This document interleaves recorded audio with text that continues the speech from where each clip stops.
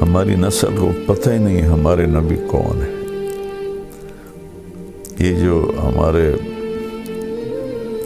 English medium schools ہیں، ہماری حکومتیں ہیں، انہوں نے نصاب سے نبی کی زندگی نکال کے رکھ دی ہے۔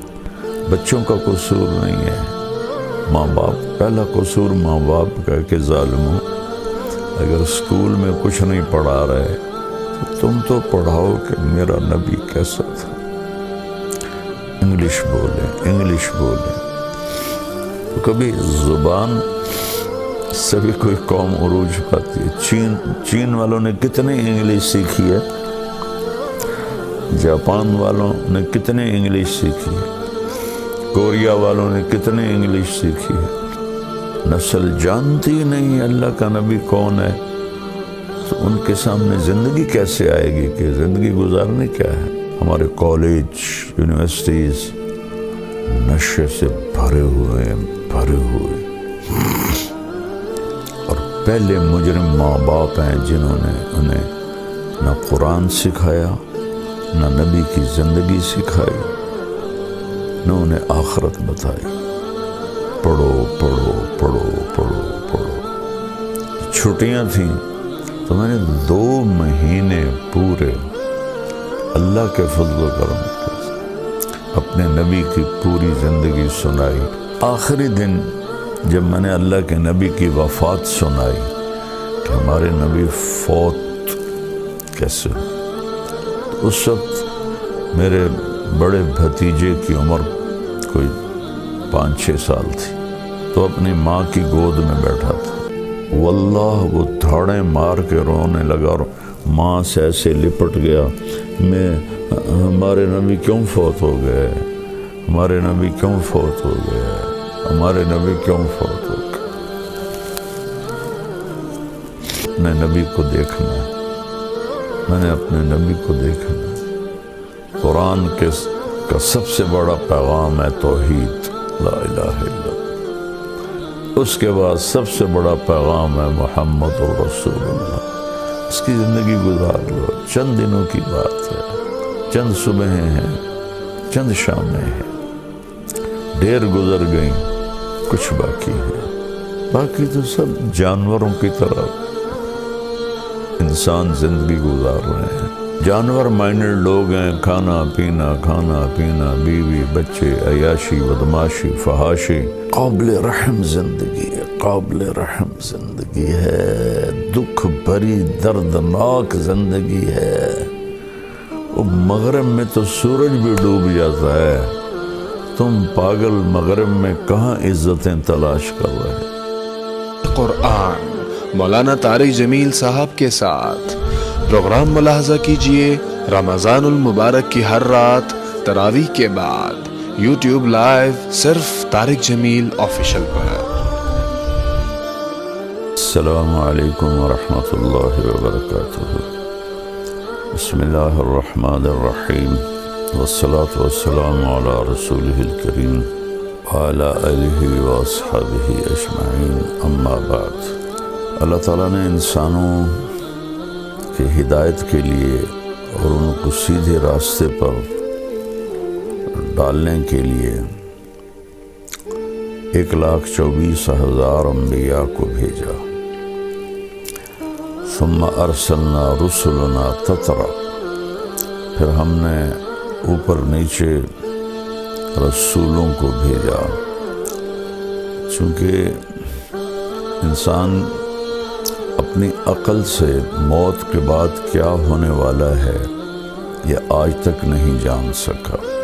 تو یہ پردے کے پیچھے جو نظام ہے، جو زندگی ہے، وہ اللہ انبیاء کو بتاتا بھی ہے، دکھاتا بھی ہے، اور اس میں کامیاب کیسے ہونا ہے یہ طریقہ بھی بتاتا ہے۔ تو اللہ تبارک و تعالیٰ نے امت پر احسان جتلاتے ہوئے فرمایا، لَقَدْ مَنَّ اللَّهُ عَلَى الْمُؤْمِنِينَ إِذْ بَعَثَ فِيهِمْ رَسُولًا من انفسهم يتلو عليهم آياته ويزكيهم ويعلمهم الكتاب والحكمة وإن كانوا من قبل لفي ضلال مبين. لقد یقیناً کوئی مانے یا نہ مانے، اللہ نے بہت بڑا احسان کیا ایمان والوں پر کہ ان میں ایک ایسا رسول بھیجا جو انہی میں سے ہے، اسی قوم سے ہے، اسی خاندان سے ہے، اور سب سے عالی خاندان سے ہے۔ وہ کیا کرتے ہیں؟ وہ انہیں یتلو علیہم آیاتہ، انہیں اللہ کا قرآن سناتے ہیں، پھر کیا کرتے ہیں؟ وَيُزَكِّيهِمْ، ان کے اخلاق اچھے بناتے ہیں، ان کو پاکیزہ کرتے ہیں گناہوں سے، نافرمانیوں سے، اور کیا کرتے ہیں؟ تیسرا کام وَيُعَلِّمُهُمُ الْكِتَابَ، اور انہیں قرآن سکھاتے ہیں، اور چوتھا کام کیا کرتے ہیں؟ وَالْحِکْمَةِ، اور انہیں حکمت سکھاتے ہیں، اچھے اخلاق، اچھا طرز زندگی جو کسی کے لیے باعث تکلیف نہ ہو، باعث مصیبت نہ ہو۔ تو یہ اللہ تعالیٰ نے امت پر احسان تو پوری انسانیت پر ہے۔ یا ایھا الناس انی رسول اللہ الیکم جمیعا، اب کہیے میرے محبوب کہ میں صرف اہل ایمان کا نبی نہیں ہوں، اب دنیا میں جتنے بھی انسان ہیں ان سب کے لیے اللہ نے مجھے رسول اور نبی بنا کر بھیجا ہے، اور یہ اللہ کا احسان عظیم ہے، خاص طور پر اہل ایمان پر جو آپ پہ ایمان لائے۔ آپ کے علم کی مثال وہب بن منبہ رحمۃ اللہ علیہ نے دی ہے کہ سارے نبیوں کو اللہ تعالیٰ نے جو علم دیا اس کی مثال ہے ریت کے ایک ذرے کی، اور اپنے محبوب کو جو علم عطا فرمایا اس کی مثال ہے ایک صحرا کی۔ یہ صرف سمجھانے کے لیے ہے، ورنہ کوئی نسبت قائم نہیں ہو سکتی۔ جو ہستی عرشوں پر جا کے اللہ سے ہم کلام ہو جائے، اللہ کی زیارت کر لے، تو ان کے علم کو کہاں سے شروع کریں اور کہاں ختم کریں نہ ناپا جا سکتا ہے، نہ تولا جا سکتا ہے۔ ما ینطق عن الہویٰ ان ہوا الا وحی یوحیٰ، اس کی زبان سے جو بول نکلتا ہے وہ اللہ کا بول ہوتا ہے۔ ایک صحابی ہیں عبداللہ بن عمر رضی اللہ تعالیٰ عنہ، کہنے لگے یا رسول اللہ میں آپ کی باتیں لکھتا ہوں، کبھی آپ غصے میں ہوتے ہیں؟ اس نے خیال کیا عام لوگوں پر، کبھی آپ غصے میں ہوتے ہیں؟ تو غصے میں، یہ میں اپنی طور سے کہہ رہا ہوں، انہوں نے نہیں فرمایا، غصے میں انسان اونچ نیچ کا شکار ہو جاتا ہے۔ تو یا رسول اللہ کیا میں اس وقت بھی آپ کی باتیں لکھ لیا کروں؟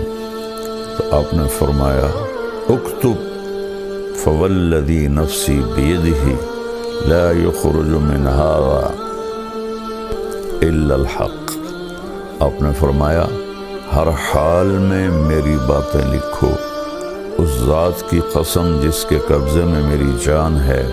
اور آپ نے اپنی زبان باہر نکالی اور اس کو ایسے پکڑا کہ اس زبان سے حق کے سوا کچھ نہیں نکلتا۔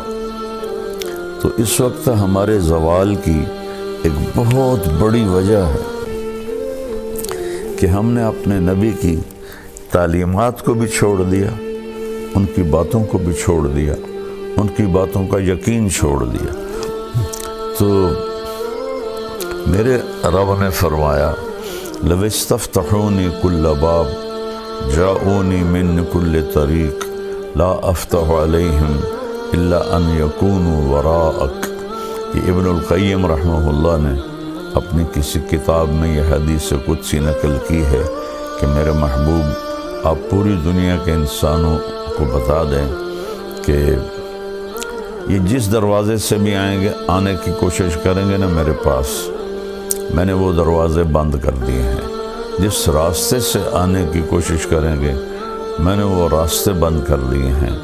اب میں نے ایک دروازہ کھلا رکھا ہے اور میں نے ایک راستہ کھلا رکھا ہے، وہ ہے آپ کے پیچھے چل کے آ جائیں۔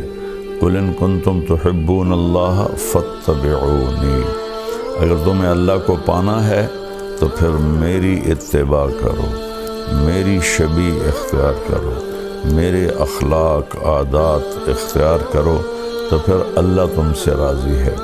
اس کے علاوہ وہاں جو خاندانی سکے ہیں وہ نہیں چلتے کہ میں تو شاہ جی ہوں، میں تو قریشی صاحب ہوں، میں تو میاں صاحب ہوں۔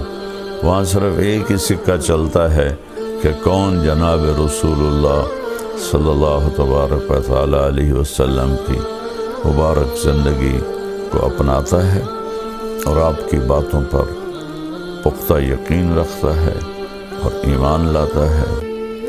ابو ذر رضی اللہ تعالیٰ عنہ کو حضرت عثمان رضی اللہ تعالیٰ عنہ نے ایک ویران جگہ ربضہ تھی وہاں بھیج دیا تھا۔ وہ حج کے دنوں میں راستہ عراق سے لوگ جو حاجی آتے تھے تو شارٹ کٹ کے طور پر مکہ جاتے ہوئے ربضہ سے گزرتے تھے، باقی سارا سال وہ راستہ ویران رہتا تھا۔ تو وہ اپنی بیوی، بیٹی اور خود 3 افراد کے ساتھ وہاں جا کے قیام فرما لیا۔ ان کی موت کا وقت آ گیا تو ان کی بیگم کہنے لگی اب ہم اس ویرانے میں ہیں، میں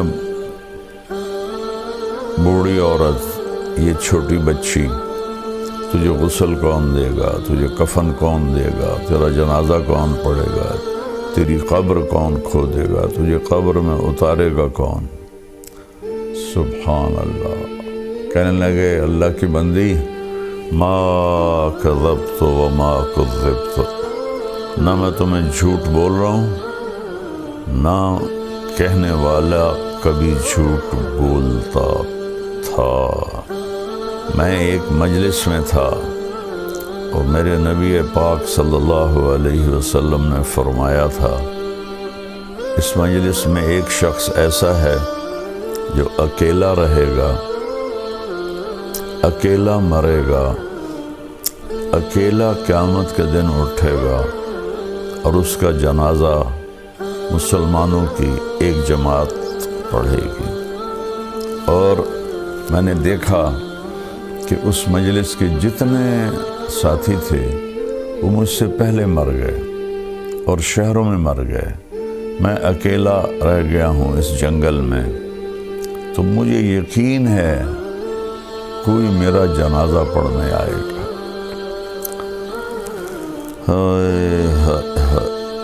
وہ کہنے لگے وَأَنَّا وَقَدْ انْقَطَعَ الْحَاجُ، کہنے لگی ابو ذر یہ کیسے ہوگا، اب تو حج بھی کوئی نہیں ہے کہ حج کے قافلے گزریں اور کوئی تیرا جنازہ پڑھ دیں۔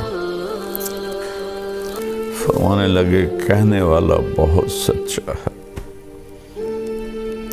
یہ یقین کر لو۔ کتنی عام بات ہو گئی، جھوٹ کے بغیر تو تجارت نہیں چلتی، جھوٹ کے بغیر تو کام نہیں چلتا، سود کے بغیر تو بڑا کام نہیں ہو سکتا۔ کتنا بڑا ہم نے اللہ کے نبی کی بات کو ٹھکرا کے رکھ دیا۔ میرے نبی نے فرمایا کہ جھوٹ الصدق ینجی والکذب یہلک، جھوٹ ہلاک کر دیتا ہے، سچ کامیاب کر دیتا ہے۔ سود سے اللہ مال گھٹاتا ہے اور صدقے سے اللہ مال بڑھاتا ہے۔ کہنے لگے جا راستے پر بیٹھ، کوئی آئے گا۔ تو وہ جا کے بیچاری، انہوں نے کہا چلو بوڑھا آدمی ہے فرمایا کیا ہوا؟ کہ کوئی بھی نہیں آیا، اللہ کے بندے آئے گا بھی کوئی نہیں۔ اچھا، اگلا دن گزرا، اگلا دن آیا، فرمایا کہ بیگم جاؤ اور راستے پہ بیٹھ جاؤ۔ کہنے لگی وہ راستے میں ریت کے سوا کچھ نہیں ہے۔ کہا تو جا تو صحیح۔ وہ جا کے بیٹھ گئی، کوئی بھی نہیں گزرا۔ شام کو واپس آئیں، کہنے لگی کوئی بھی نہیں گزرا۔ تیسرا دن آیا اور آپ کو اپنی موت کی آہٹ محسوس ہوئی۔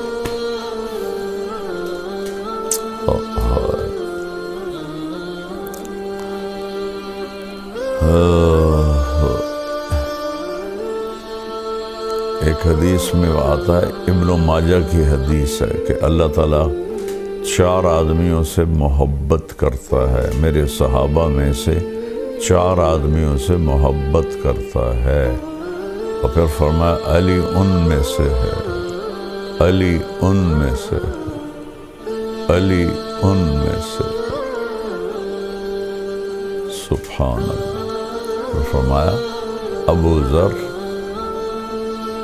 مقداد اور سلمان، ان 4 سے میرے اللہ نے مجھے کہا ہے میں پیار کرتا ہوں۔ 3 دفعہ فرمایا علی ان میں سے ہے، علی ان میں سے ہے، علی ان میں سے ہے۔ آگے چل کے امت نے بے وفائی کرنی تھی، آپ نے ایک دفعہ فرمایا بیسی علی میرے بعد امت تجھ سے بے وفائی کرے گی، کیا کرو گے؟ انہوں نے عرض کی یا رسول اللہ میرا دین سلامت رہے گا؟ کہنے لگے ہاں تیرا دین تو سلامت رہے گا۔ کہ پھر مجھے کوئی پرواہ نہیں ہے۔ اور پھر اپنے ساتھیوں کی بے وفائیوں سے اتنا دکھی ہوئے کہ فجر کی نماز پڑھ کے مصلی پر بیٹھتے تھے، داڑھی کو ایسے پکڑتے تھے، فرماتے تو کب رنگین ہوگی، تو کب رنگین ہوگی، تو کب رنگین ہوگی۔ ایک دفعہ آپ بہت بیمار ہوئے تو عرض کی یا رسول اللہ مجھے تو لگتا ہے کہ میری موت کا وقت آ گیا ہے۔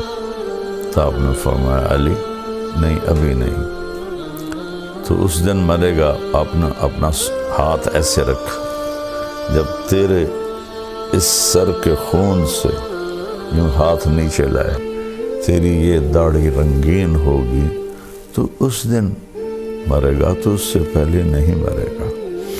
تو پھر وہ حدیث یاد کر کے ایسے داڑھی پکڑتے اور کہتے تو کب رنگین ہوگی، تو کب رنگین ہوگی۔ کہ آپ کے جو تھے ماننے ساتھی وہ انتہائی بے وفا تھے۔ مصر پر معاویہ بن خدیج رضی اللہ تعالیٰ عنہ نے امیر معاویہ رضی اللہ عنہ کی طرف سے حملہ کیا اور اس پہ قبضہ کر لیا، اور حضرت ابوبکر کے بیٹے محمد بن ابی بکر کو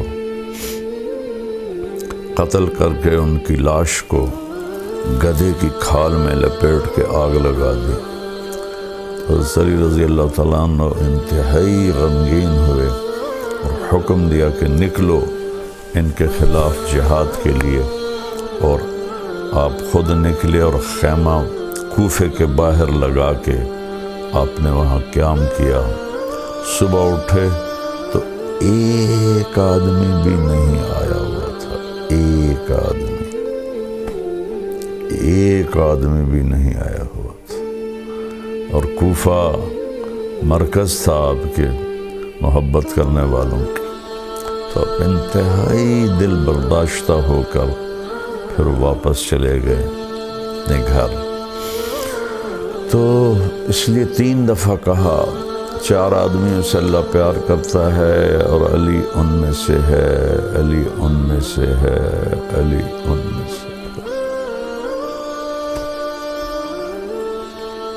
اور ابو ذر بھی ان میں سے ہے، مقداد بھی ان میں سے ہے، سلمان بھی ان میں سے ہے۔ کہ جا جب تیسرا دن آیا تو بیٹی سے کہنے لگے بیٹی بکرا ذبح کر اور کھانا تیار کر، آج مہمان آئیں گے میرا جنازہ پڑھنے۔ اللہ اکبر، اللہ اکبر، ایسا یقین اللہ کے نبی کی بات پر۔ اور ہم کیسے اپنے محبوب، ایک تو ہماری نسل کو پتہ ہی نہیں ہمارے نبی کون ہے۔ یہ جو ہمارے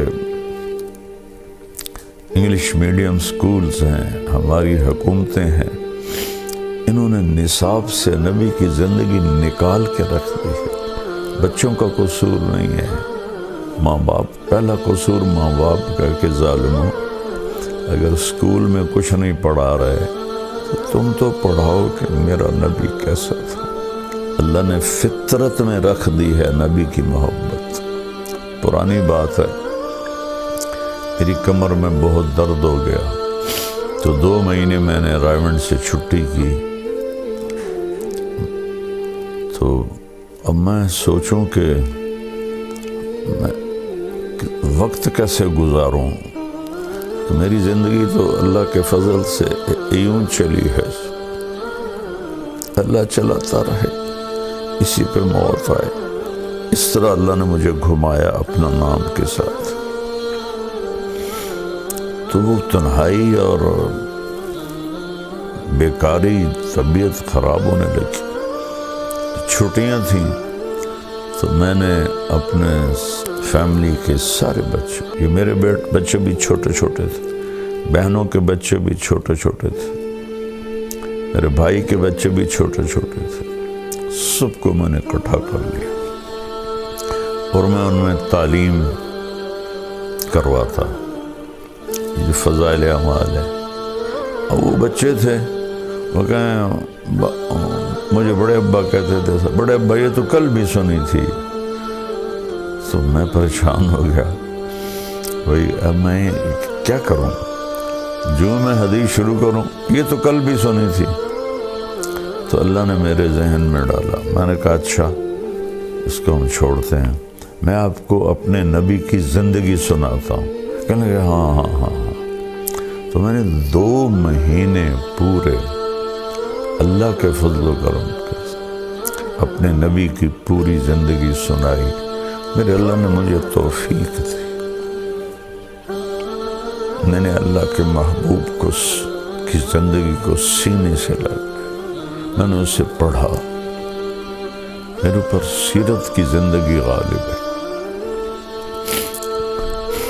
تو آخری دن جب میں نے اللہ کے نبی کی وفات سنائی کہ ہمارے نبی فوت کیسے ہو، تو اس وقت میرے بڑے بھتیجے کی عمر کوئی 5-6 سال تھی، طاہر میاں کا بیٹا زین العابدین، تو اپنی ماں کی گود میں بیٹھا تھا۔ تو جب میں نے یہ بتایا نا تو وہ دھاڑے مار کے رونے لگا۔ 5 سال کے بچے کو تو پتہ بھی نہیں ہوتا نبی کون ہوتا ہے، واللہ وہ دھاڑے مار کے رونے لگا اور ماں سے ایسے لپٹ گیا، ہمارے نبی کیوں فوت ہو گئے، ہمارے نبی کیوں فوت ہو گئے، ہمارے نبی کیوں فوت ہو گئے۔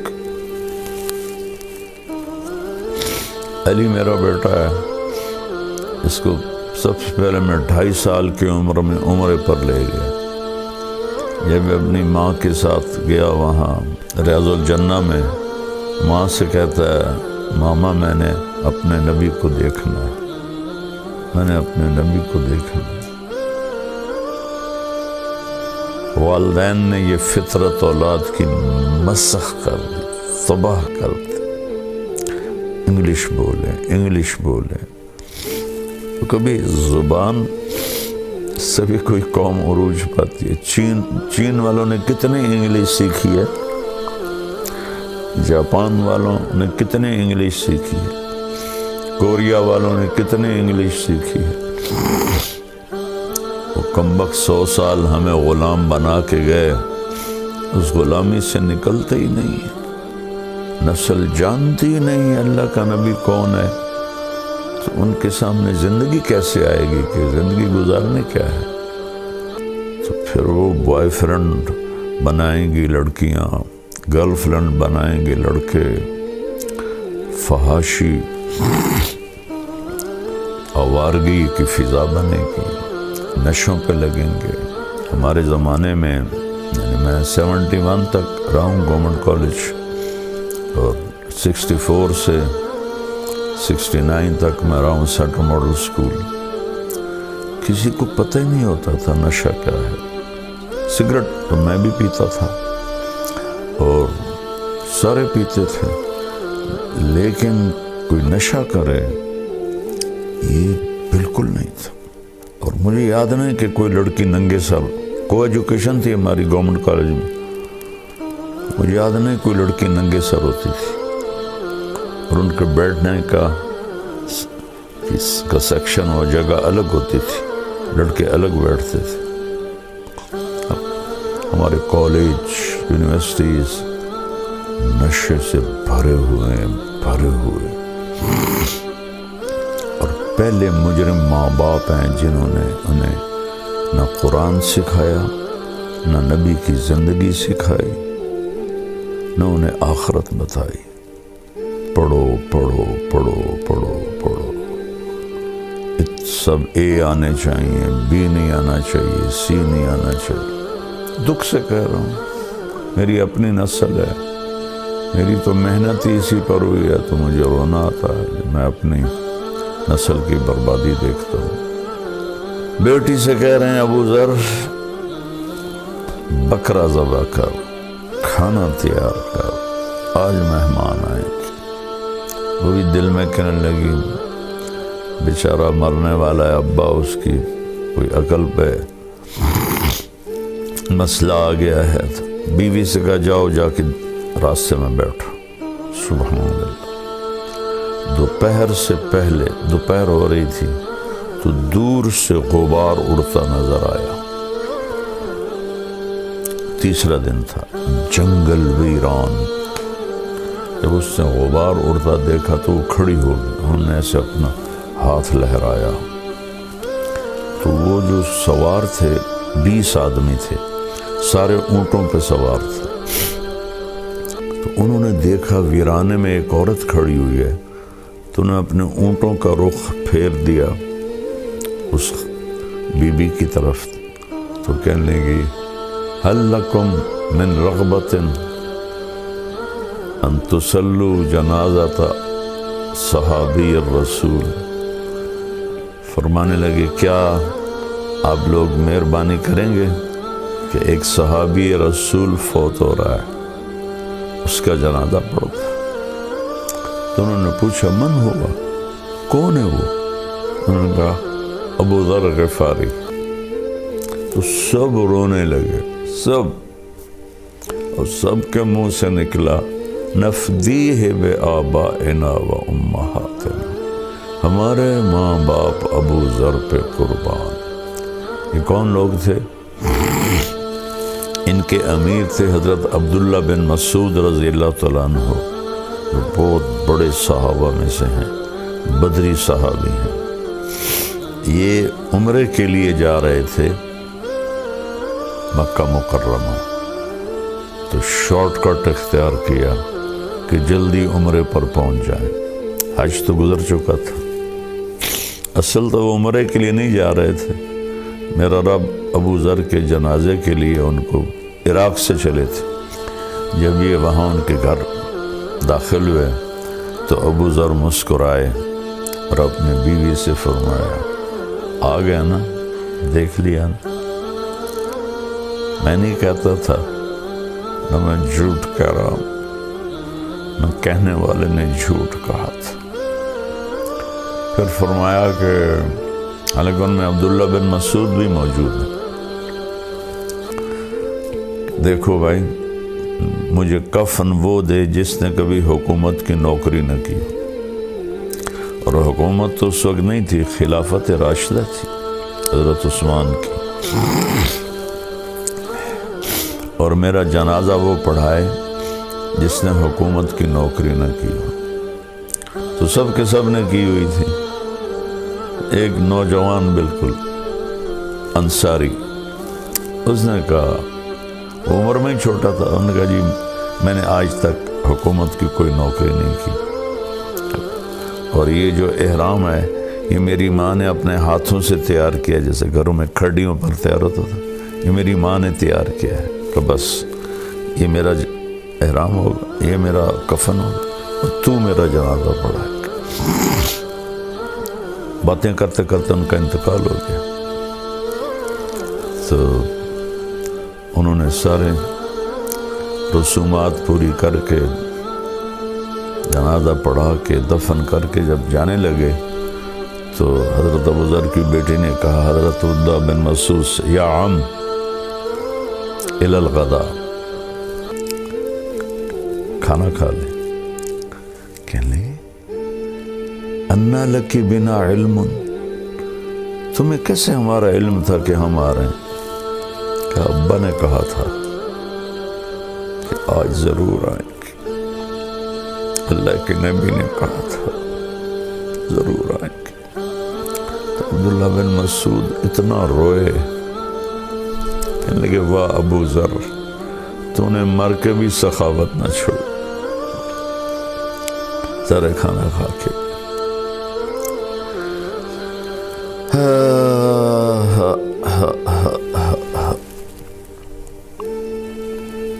بھولی بسری داستانیں رہ گئیں بیٹا. پیسہ ہی خدا ہے آج کل، پیسہ ہی نبی ہے، پیسہ ہی اسلام ہے، پیسہ ہی دین ہے، پیسہ ہی عزت ہے. مرتا ہے انسان کم بخت تو ہر شے مٹی ہو کے جا کے قبر میں سو جاتا ہے، سب کمایا چھوڑ جاتا ہے. میرے بھائی بہنوں، قرآن کا سب سے بڑا پیغام ہے توحید، لا الہ الا اللہ. اس کے بعد سب سے بڑا پیغام ہے محمد الرسول اللہ، کہ اللہ نے ایک سے پیار کیا. دیکھو تو صحیح، حبیب بنایا ہے. حبیب اسے کہتے ہیں جس کی محبت کی انتہا نہ ہو. خلیل اسے کہتے ہیں، ابراہیم خلیل اللہ ہیں جن کی محبت مضبوطی سے گڑ گئی ہو، بڑھتی نہ ہو. حبیب اسے کہتے ہیں، حبیب کی اصل ہے حبہ. حبہ دانے کو کہتے ہیں، اور دانے کی صفت ہے وہ کاشت کرو بڑھتا ہے، کاشت کرو بڑھتا ہے. تو آپ حبیب ہیں، آپ کی محبت کی کوئی انتہا. اللہ کو جو آپ سے محبت ہے کوئی حد نہیں. اس کی زندگی گزار لو. چند دنوں کی بات ہے، چند صبحیں ہیں، چند شامیں ہیں، ڈھیر گزر گئیں، کچھ باقی ہیں. ایسا مریں کہ اللہ کا نبی استقبال کرے، اللہ کی بارگاہ میں پہنچے تو وہ کہے میرے بندے میں راضی ہوں، میری بندی میں راضی. زندگی تو یہ ہے، باقی تو سب جانوروں کی طرح انسان زندگی گزار رہے ہیں. ہمارے اور جانوروں میں اتنا ہی فرق ہے، ہم بولتے ہیں وہ بولتے نہیں. ورنہ جانور مائنڈڈ لوگ ہیں، کھانا پینا، بیوی بچے، عیاشی بدماشی فحاشی، ناچ گانا، اس کو زندگی بنایا ہوا ہے. جا کے دیکھو، میں 42 سال سے یورپ جا رہا ہوں. 82 سے میرا سفر شروع ہوا ہے. تبلیغ کے لیے جاتا تھا. میل آفیشل. مغرب میں تو سورج بھی ڈوب جاتا ہے. تم پاگل مغرب میں کہاں عزتیں تلاش کر رہے؟ ابھرنے کی جگہ مشرق ہے، ڈوبنے کی جگہ مغرب ہے. وہ تو ہاری ہوئی قومیں ہیں. اللہ کی نظر میں اولئک کالانعام، یہ جانور ہیں. تو جانوروں کے پیچھے چل کے کیا کرو گے؟ جانور ہی بنو گے. تو شکر کرو اللہ کے نبی کا کلمہ پڑھتا ہے.